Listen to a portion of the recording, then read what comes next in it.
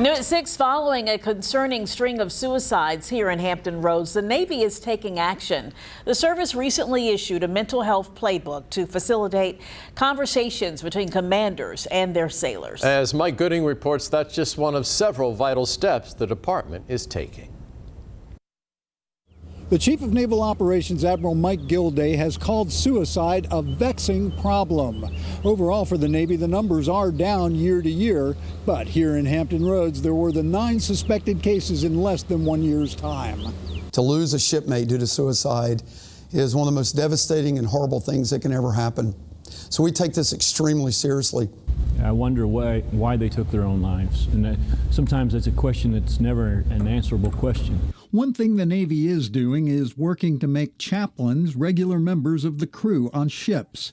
The goal is for clergy to connect with sailors, believers and non-believers alike in complete confidentiality. Well, not only can we play an important role, we do play an important role. By 2025, every one of our ships of destroyer and then ultimately frigate size or larger will have an assigned chaplain. They'll actually have a chaplain that's part of ship's company. They become absolutely a trusted agent in the eyes of the crew by virtue of being there day in and day out with those folks.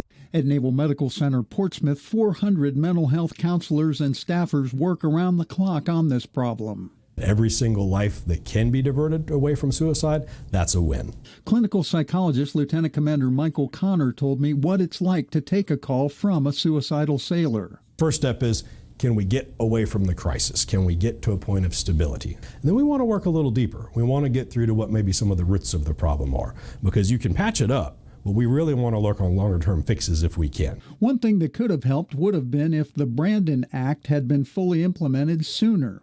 Might those 9 sailors be alive today? Yes, we believe so. We believe so. In April, the parents of the late sailor for whom the law is named expressed frustration over how long the process was taking. It should not be this hard to save lives. The act improves the referral process for service members seeking a mental health evaluation and allowing them to seek help confidentially.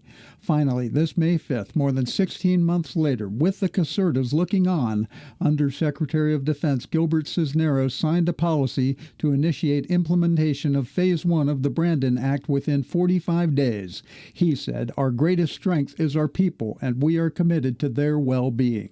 Mike Gooding, 13 News Now. The most recent DoD statistics show that for the Navy, the overall number of suicides actually dropped between 2020 and 2021 from 65 to 58.